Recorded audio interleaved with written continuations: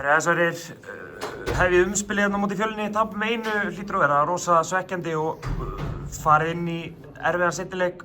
Má segja þessi að baki upp við vegg eða?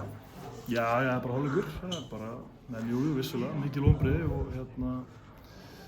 við þurfum bara að skoða það hvað fyrir úrskeiðis hérna og vera aðeins stærri. Það er bara, við erum að feila mikið á dauðafærum og svona, eins og við þorum ekki alveg að sækja þetta, þannig við þurfum að skoða það í okkur. En svo segir klúðrið þessu bara í lokin eru í góðri stöðu miðjan seinna hálfleik. Hvað gerist í lokin? Af hverju tapið þessu? Bara sama hefur verið að gerast í vetur. Við erum bara í fínni stöðu bæði í fyrri hálfleik og meðan fyrri og meðan seinni og svo kemur einhver þurrkur hjá okkur og menn verða eitthvað litlir og við þurfum bara að finna leið til að vera stórir og stoppa þessa þurrka.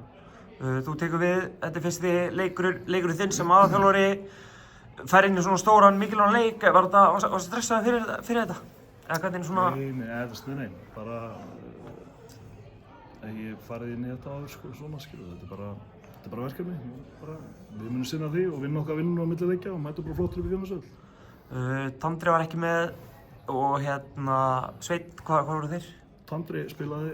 Nei, ég segi, það voru 2 leikmenn, stólu úr með hvað heita, Sveinn Andri og einn viðbót. Adam? Nei, ég veit ekki hvað það tala um. Starri.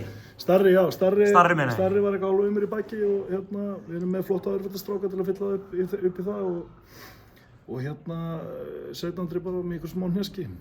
En bara, ég gerir ráð fyrir öllum klárum bara í hörkuleika á þriðjudaginn. Aðeins út í Hrannavar-Reykinn, kom þér á óvart þessi ákvörðun?